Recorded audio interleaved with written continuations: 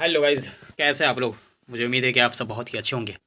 आप सभी का मेरे YouTube channel learning point by MD Ashraf sir में बहुत बहुत स्वागत है।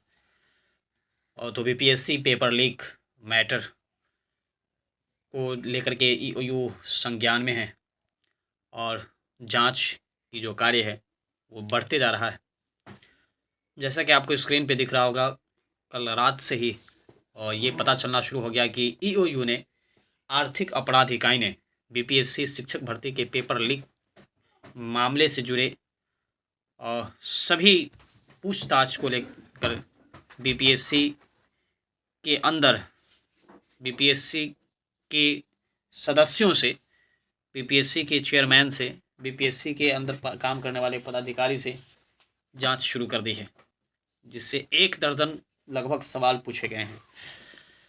बीपीएससी के स्तर से आयोजित शिक्षक बहाली का तीसरे चरण की परीक्षा का प्रश्न पत्र लीक का मामला पटना के 90 फीट के पास बना रखा था कार्यालय।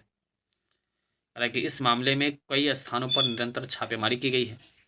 इस क्रम में पटना के 90 फीट के पास एक स्थान में छापेमारी की गई। इस घर को किराए पर लेकर गिरफ्तार आरोपित शुभम, सुमित, विक्की, अभिषेक सेटिंग के कार्यालय के तौर पर उपयोग करते थे। यहाँ मुख्य रूप से दलालों को बुलाकर उनसे अभ्यर्थियों के बारे में डील की जाती थी।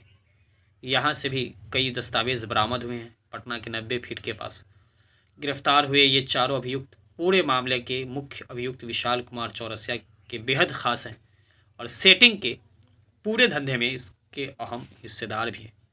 कुछ दिनों पहले इन्हें रिमांड पर लेकर पूछताछ में इस स्थान के बारे में पूरी जानकारी सामने आ गई। अब प्रश्न पत्र लीक मामले को लेकर के बीपीएससी के अंदर जो है प्रश्न किया जा रहा है, पूछा जा रहा है कि क्यों, कैसे, कब वायरल हुआ। इसमें दिख रहा होगा आपको कि बीपीएससी के स्तर से आयोजित शिक्षक बहाली के तीसरे चरण की परीक्षा के प्रश्न पत्र लीक मामले में अब ईओयू आर्थिक अपराध इकाई ने 1 दर्जन से अधिक सवाल पूछे हैं।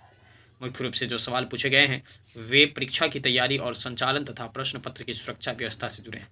ईओयू ने बीपीएससी से जानना चाहा है कि प्रश्न पत्र किस स्थान पर छपवाए गए थे, प्रिंटिंग प्रेस कौन सा था, यहाँ तक प्रश्न पत्रों को कैसे पहुँचाया गया, इसकी जानकारी अध्यक्ष के अलावा और किसी को थी क्या, प्रश्न पत्र की सुरक्षा के लिए क्या क्या कदम उठाए गए थे, पूरे कार्य में किन किन कर्मियों एवं पदाधिकारियों के पास क्या क्या दायित्व थे, यदि इनमें प्रमुख कौन है।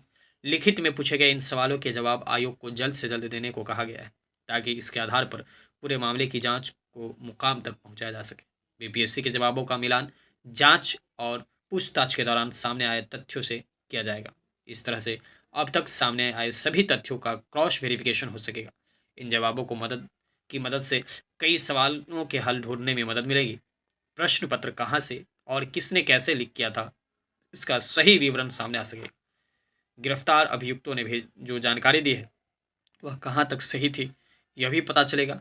इस मामले की जांच के लिए गठित ईओयू की एसआईटी को अब तक की जांच और गिरफ्तार आरोपित की पूछताछ में कई अहम बातों की जानकारी हुई है।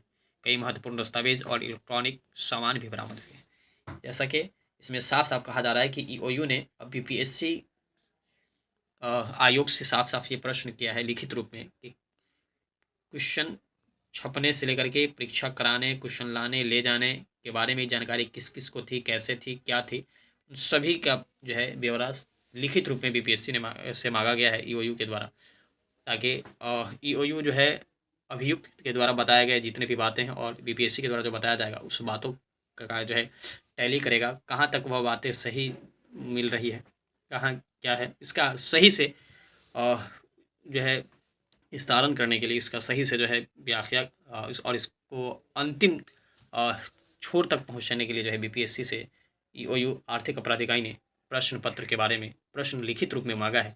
अब देखते हैं कि क्या, कब, कैसे क्या होता है। तो अभी तक तो जांच चल ही रही है, कब तक जो है एग्ज़ाम होगी उसकी संभावना क्या है। लेकिन हम सभी अभ्यर्थी जो बीपीएससी टीआरई 2 में 1, 5, 10, 15 नंबर से रह गए थे, उन सभी से मैं निवेदन करता हूं कि आप सभी एक बार ज़रूर 2 अप्रैल को पटना पहुँचे और वहाँ पे जो है हम लोग अपने हक की लड़ाई के लिए जो है वहाँ पे आवाज़ उठाएंगे और लड़ाई लड़ने के काम करेंगे, ताकि हम सभी को जो है सप्लीमेंट्री रिजल्ट की जो घोषणा की गई थी, पुनः जो वापस बाद में ले लिया गया था, उसके ऊपर सरकार तक आवाज़ जाए और साफ साफ कहना है कि यदि सप्लीमेंट्री देंगे आप तो मैं आपको वोट दूंगा, नहीं देंगे तो नोटा पे जो है मैं वोट दूंगा। और एक अभ्यर्थी 10 परिवार 10 वोट कीन लीजिए कि अगर से 18,000 17,000 अभ्यर्थियों को वोट नहीं ये नहीं देते हैं रिजल्ट, तो आपको लगभग 1,70,000 वोट से वंचित रहना पड़ेगा और उससे भी ज़्यादा, क्योंकि अभ्यर्थी परेशान है। पता नहीं अब कितने पेपर लीक होंगे, कितने नहीं होंगे, कब एग्ज़ाम होगा नहीं होगा, इसकी कोई सूचना नहीं है। तो इस प्रकार की वीडियो के लिए आप मेरे साथ बने रहें। मिलते हैं अगले वीडियो में। धन्यवाद।